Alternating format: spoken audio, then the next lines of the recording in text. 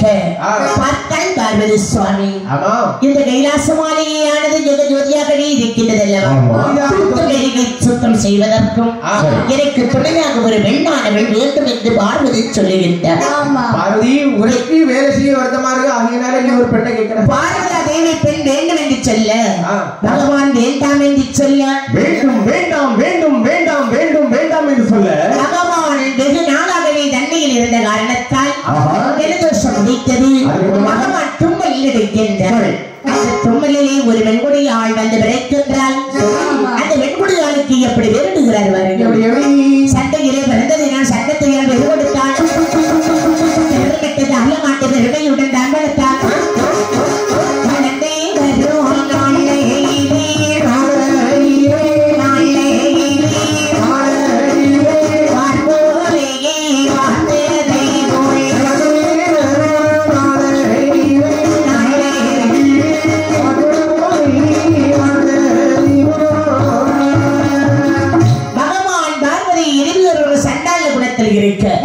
பகவான் நாசியில் இருந்து ஒரு வெண்கொடியால் வந்து பகவானுடைய வலது நாசியும் இடது நாசியும் சண்டையிட்டு அதன் காரணமாக வந்து பிறந்ததினால் அவளுக்கு சண்டத்தி என்று பெயரிட்டார். அழகுடனே வளர்ந்து வருகின்ற போது கைலாச மாமலையிலே சண்டத்தை எடுத்து தாளாட்டி சீராட்டி வளர்த்து வருகின்றார். வயதும் 1 2 3 4 5 6 7 என்று வருவமடைகின்றார். அந்த பெண்ணானவள் எப்படி அழகாக இருக்கிறார் பாருங்கள். பெண்ணுக்கான கட்டிலட்டி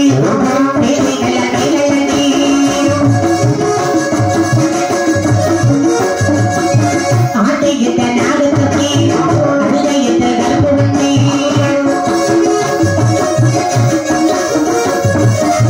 ஓடியிட்ட தண்ணீர் உச்சொழிய கர்ப்பவண்ணி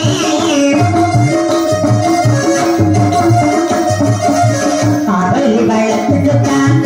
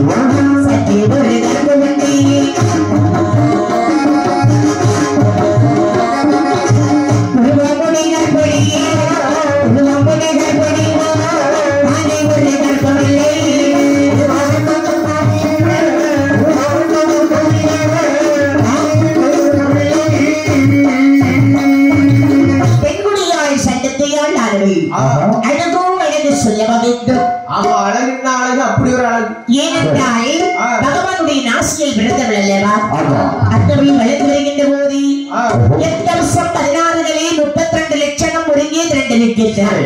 வயதும் 10 என்ற பருவம் அடைகின்றால் 10 வயதான போது அவளுடைய உடல் அழகானது எப்படி இருக்கிறது பாருங்கள். எப்படி இருக்கிறது? கருமேகம் போன்ற இல்லாதே காரையா தன்னாளா சாயே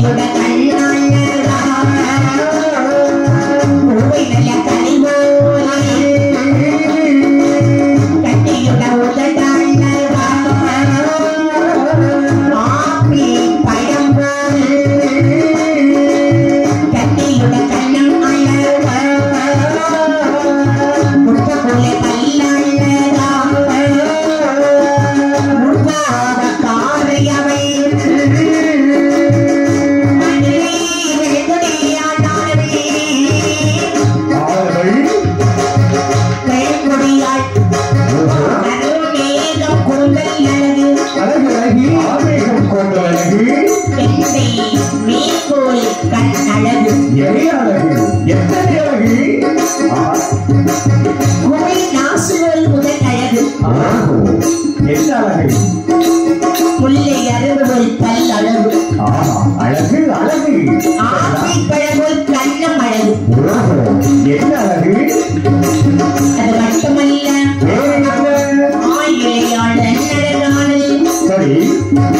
கமகவாழ் தண்டத்தில்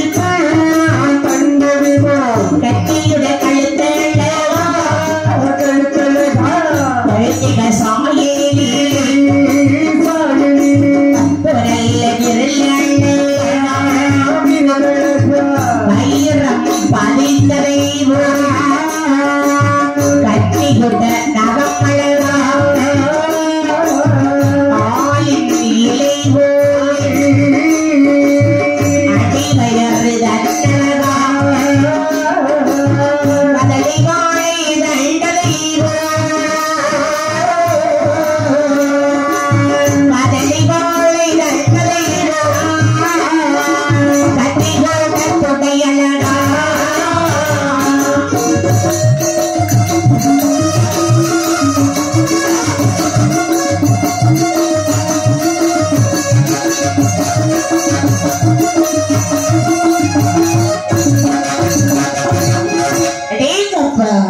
பகவானுடைய நாசியில் வந்து பிறந்த பெண்குடிகள் அல்லவா ஆளுங்கிலி போல் இருக்கிறத மடி வேறழகு அப்படி வளர்ந்து வருகின்ற போது வயதானது 12 திகைய பார்த்தால் பாரதி சொல்லுகின்ற சுவாமி பார்வதி இந்த பொண்ணு நமக்கு வேண்டாம். ஏன் பார்வதி இப்படி சொல்ற? நீதான் விருப்பப்பட்டு எனக்கு உறுதுணைக்கு ஒரு பெண்ணானவள் வேண்டும் என்றார்.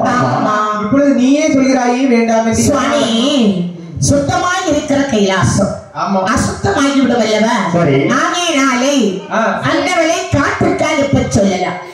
காட்டிற்கு சென்று அனுப்ப வேண்டும். ஆமா பகவானி என்ன சண்டத்தி காட்டுல வந்து விட்டோம்னா தனியா எல்லாம் இருப்போம். அவளுக்கு ஒரு ஆடவரை ஏற்கனவே நாம பிறவி செய்திருக்கிறோம் தெரிய மாட்டேங்குதோ? அப்படியா பார்வதி? ஆமா அப்படி என்னதும் சண்டதி அப்படி சண்டத்தியை பார்த்து பகவான் பார்வதி இருவேற சொல்லுகின்றார். என்ன சொல்லுகிறார்? பெண்ணே சண்டத்தி, நீ காட்டுக்கு போவாய் என்று பார்வதி சொல்ல பார்வதா தேவி இடத்திலே சண்டத்தி சொல்றார். சொல்லுகிறாள், அப்பா தாயி என்னை காட்டுக்கு போக சொல்லுகிறீர்கள். காட்டிலே எனக்கு யாரு தெரியும்? தன்னம் தெரியாய் நான் எப்படி வாழ முடியும்? கையிலே தூத்து மெழுகி மாக்கோலம் போட்டு வந்தீரே, திடீரென்று காட்டுக்கு போக சொல்ல நான் தன்னம் தெரியா எப்படிமா வாழ்றது? அந்த தீ நீ எதற்கும் கவலை கொள்ளாதே. உனக்கென்று ஒரு ஆடவரை நீ சந்திப்பாய். சரி, அவருடன் நீ இன்பமுற்று வாழலாம். அம்மா எப்போலாம் உடனடியாக செல்ல வேண்டும். அதனை ஆண்களை அதாவது பெண்ணாக நீ பிறந்து வளர்ந்து வருகின்ற போது பக்குவ திசை அடைந்து வருகிறது வரை அப்பா அம்மா ஆதரவு. தன்னம் தனியாகவே வாழ வேண்டும் என்ற கணவரோடு வாழ்வதற்கு ஆண்டவனுடைய விதி இருந்தா அப்படி வாழ்ந்துதானே ஆகணும். ஆனால் பார்வதா தேவியை தொழுதவாறு காட்டிலே வருகின்றார். விநாயகர் ஆலயத்தை கண்டார். ஆலயத்தை கண்டபோது சட்டத்தை இறைக்கின்றார். இல்லாதவர்களுக்கு ஆண்டவர் தான் துணை என்று சொல்வார்கள். காட்டிலே ஒருவரை பிறகு செய்திருக்கிறேன் என்று சொன்னார்களே, அப்படி நினைக்க ஆண்டவனை தொழுது போகின்ற போது அந்த காட்டில் வாழ்கிற சண்டனும் விநாயகர் ஆலயத்தில் வருகின்றார். சண்டனானவன் எப்படி வந்தார் என்றால், தேவாதி தேவர்கள் எல்லாம் பகவானுக்கு பூமாலை கட்டி கொண்டு போது வழக்கம். அப்படி இருக்கும்போது அந்த தேவாதி தேவர்களில் ஒருவன் பகவானுக்கு கொண்டு போற மாலையானது என்ன வாசம் அடிப்பது என்பதை பார்க்க வேண்டும் என்பதற்காக அந்த மாலையை அப்படியே நுகர்ந்து விட்டார். ஏனென்றால் பகவானுக்கு வாசம் நிறைந்த மலர்கள் பிச்சி, இருவாட்சி, செண்பகம், பறிக்குழுது, ஜப்பது, ரோஜா, செந்தாமரை மலர்களுடைய வெள்ளரிகை துண்டு மாலையும் கொண்டு போகின்றார். அப்படியே வாசனையை நுகர்ந்ததை பார்த்து இன்னொரு தேவன், அடையே சண்டாளா, இந்த சண்டாளா என்கிற ஓசையானது கைலாசவரையில் இருக்கக்கூடிய சிவபெருமான் காதலிலே கேட்டது. காட்டிலே சண்டத்தி தனியாக இருக்கின்றாள். அவளுக்கு ஏற்ற சண்டன் இவன்தான் என்று இந்த சண்டனும் சண்டத்தியும் கோவிலை கண்டார்கள். ஒரு நாள் திரைத்துறை இளைஞர்களும் சந்தித்தார்கள். கண்ணும் கலந்தது. அதாவது காந்தர்வ திருமணத்தை முடித்து இல்லறம் நல்லறமாகவே வாழ்ந்து வருகின்றார். அப்படி வாழ்ந்து வருகின்ற போது மாதமானது 1, 2, 3, 4, 5, 6, 7, 8 மாதம் தெரிகின்றதா? 8வது மாதத்திலே தன்னுடைய மன்னவனை பார்த்து சொல்லுகின்றார். ஆசி மன்னவா, நேச மன்னவா, என்னம்மா என்னே ஆலயத்த பிராணநாதா, இருக்கும் மாதம் எட்டு தெரிந்து விட்டது. காட்டிலே வேட்டையாடி மணி மிருகத்தை கொண்டு வருவீர்கள் என்று சொல்ல காட்டுக்கு சென்றான் சண்டன். பார்த்தது மணி மிருகம் மற்றவரை உயிரோடு விடக்கூடாது என்று சண்டனை வதம் செய்ததாம். வீட்டிலே காத்திருக்கின்றான் சண்டத்தில். மன்னவர் வருவார் வருவார் என்று எதிர்நோக்கி இருக்க மன்னவர் இருந்த செய்தி எட்டி ஆகிய சட்டத்தை எப்படி விளக்குகிறார் வாருங்களே. மன்னவனை தான் இழந்து மக்கள் சட்டத்தையா மன்னவனை தான் இழந்து மக்கள் சட்டத்தையா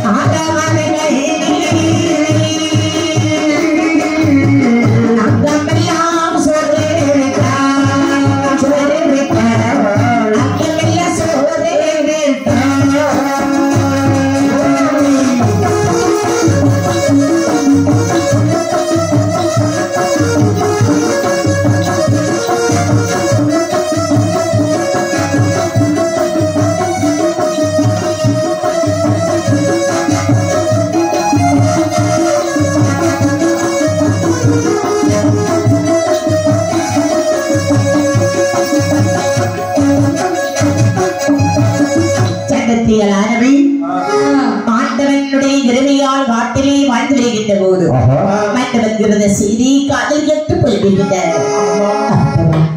கையிலே பிறந்த என்னை காட்டுக்கு போய் என்று சொல்லிவிட்டீர்கள். கடவுளை கொடுத்தீர்கள், கை குழந்தையும் கொடுத்தீர்கள். ஆனால் என்னுடைய விதிவசத்தை பார்த்தீர்களா? பெண்புரட்ட பிரம்மனுக்கு மேல் இறக்கம் இல்லாமல் ஆகிவிட்டதே. பெண்ணாகவே பிறந்த மூலைகளே வாழ்ந்து வருகின்ற போது என்னுடைய விதிவசத்தை பார்த்தீர்களா? கொண்டு இழந்து ஓடு இழந்து சிங்க பொருளாலாமோ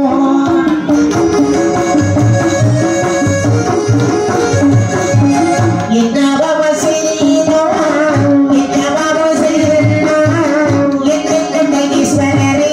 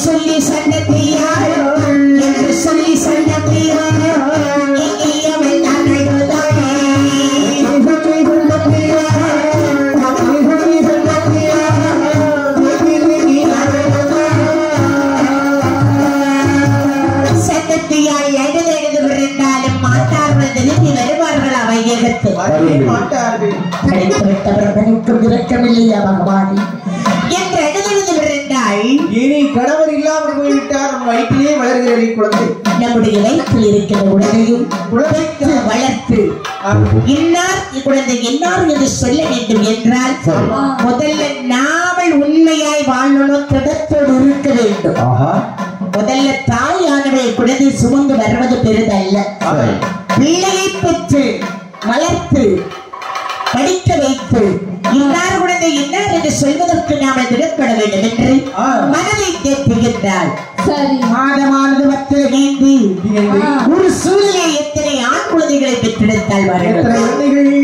7 ஆண் குழந்தைகளை பெற்றாள். 7 ஆண் குழந்தைகளை பெற்ற போது காற்றில் உள்ள கொடிகளை மறைத்து தொட்டில் கட்டி அப்படித்தான் நாட்டுகிறார். வாருங்கள்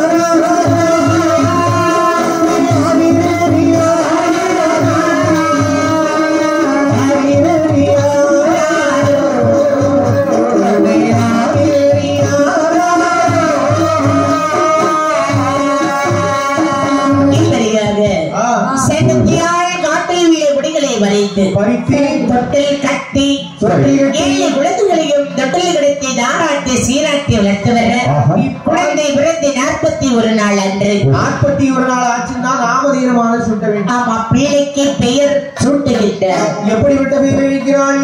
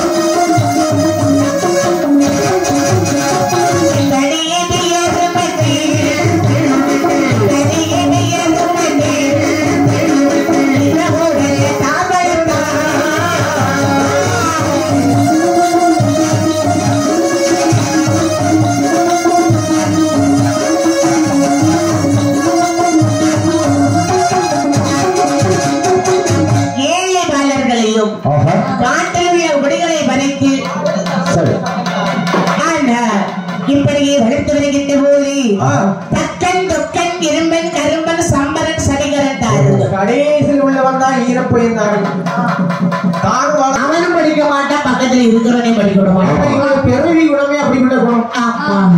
ஆகையால பார்த்த வாத்தியாரு வாத்தியார் பாடங்களை எப்படி கற்று கொடுத்தார் வாருங்கள். எப்படி அண்ணா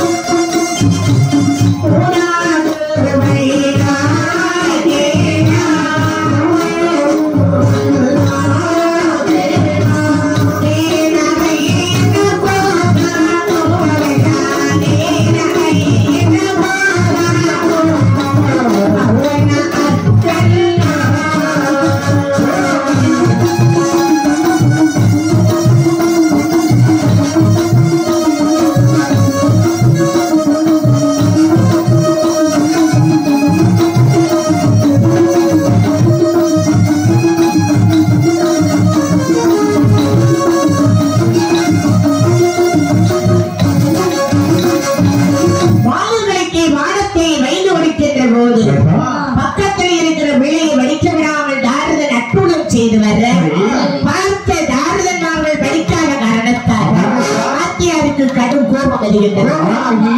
7 பாலர்களை பார்த்து எப்படி பேசுகிறார் வாருங்கள். அப்பர் இல்ல பற்றி மக்கள் அடித்தாரே வாத்தியாரோ அர்த்தமாமல் அழுது கொண்டு அசுரதெல்லாம்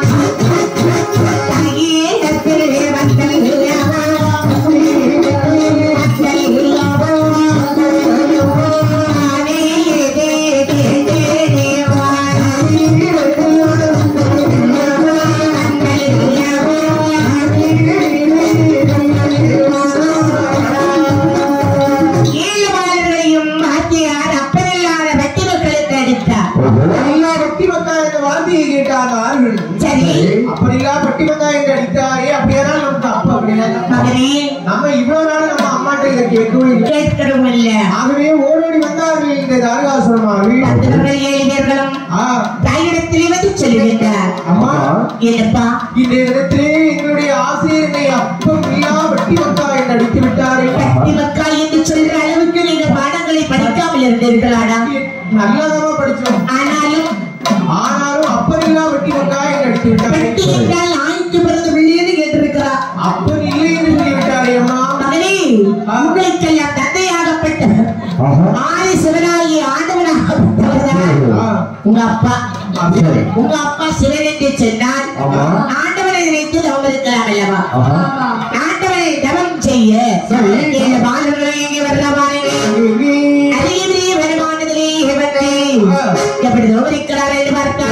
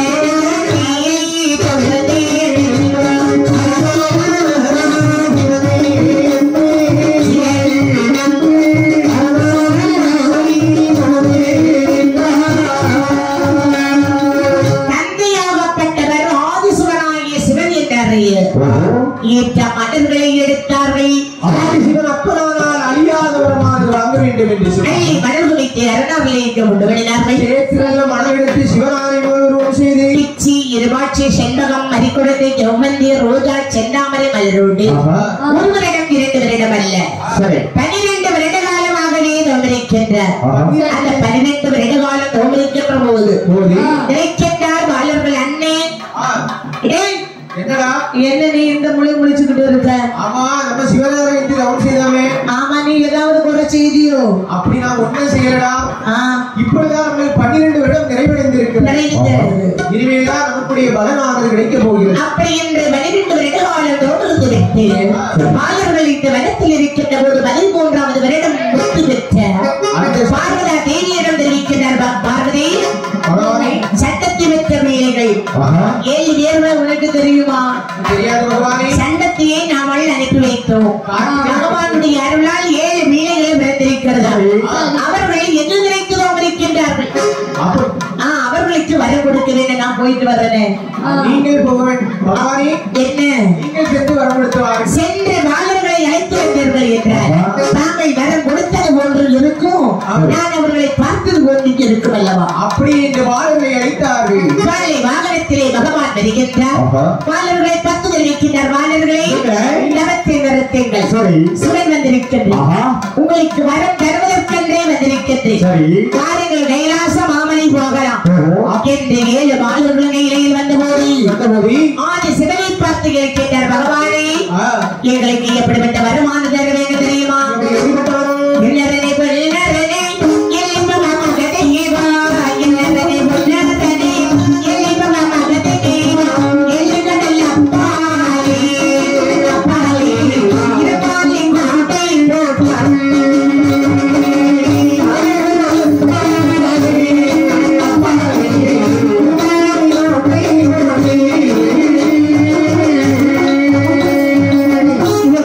காட்டு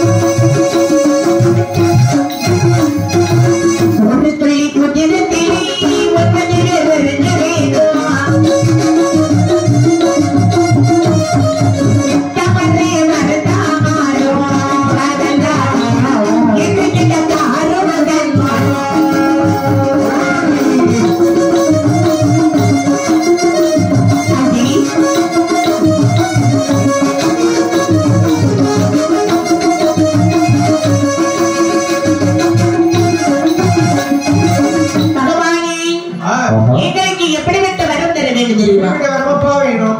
7 கடலுக்கு அப்பால் இருப்பால் ஓட்டை போட்டு நாங்கள் இருந்து உலகை ஆள வேண்டும். அறுக்கரிக்க தலை முளைக்க வேண்டும். ஒரு துளி உதரமானது பூமியிலே விழுந்தால் 9,000 பேர்கள் உடனே விழுக்க வேண்டும். கால் அறுவிட்டால் கால் தானாகவே முளைக்க வேண்டும். கை அறுவிட்டால் கையானது ஆணாகவே முளைக்க வேண்டும். எங்கள் அசுரர்கள் ஒருவன் தட்டு போய்விட்டார் 9,000 பேர்கள் உடனே விளைக்க வேண்டும். அதையும் தந்தேன் சுவாமி. இந்த வரங்கள் மட்டும் போதாது. எந்த ஒரு காலமாக இருந்தாலும் சரி, யார் ஒருவர் எங்களோட சண்டைக்கு வர்றாங்களோ அவருடைய உடம்பில் இருந்து நேர் பகுதி வெள்ளம், அவர் உடம்பில் இருந்து பாதி வெள்ளம் என்னுடைய உடம்பில் வருவேன். அப்படியே அது மட்டுமல்ல, எந்த ஒரு காலமாக இருந்தாலும் ஆண்டவர் கையினால் எழியாத வரமாது தருவேன். கொடுத்தீங்களா? இது மட்டும் போதுமாப்பா? இது மட்டும் போதும் சுவாமி. தேவாதி தேவர்கள் எல்லாம் எங்களுக்கு அடிமை வேலை செய்ய வேண்டும். அடி இந்த வரங்கள் எல்லாம் வாங்கிக் கொண்டு தாவிதமாக நினைக்கிறார். அப்படியே நாம கால்நடையை போக முடியும். ஆமா, நம்ம எப்படிப்பட்ட வரம் வாங்கியிருக்கோம்? ஆனால் அழிவில்லாத வரத்தை எல்லாம் வாங்கி இருக்கிறோம். அப்படி என்றால் ரதமானது கேட்டான், ரதத்தையும் கொடுத்தான். 7 ரதத்திலே ஏறி வருகின்ற போது யாரும் சொல்லுகிறார், அண்ணா வந்ததே வந்துட்டோம். இது கைலாச வழியிலே 4 ஓட்டை உண்டு என்று சொல்வார்கள். 4 ஓட்டை நாம சுட்டு பார்த்து போய்விட்டால் என்ன? ஆமா, வந்ததே பார்த்துட்டு அதுதான் நல்லது என்று அந்த தாருதமார்கள் வருகின்ற பொழுது அடைக்கு வாசலிலேயே பக்க பழுத்தவளாய் பஞ்சு நிறை முடியோடு பகவானுடைய மனைவியாகிய பார்வதா தேவியானவள் எப்படி அமர்ந்திருக்கிறார் பாருங்கள். பக்கங்களே பழுத்தவளாய்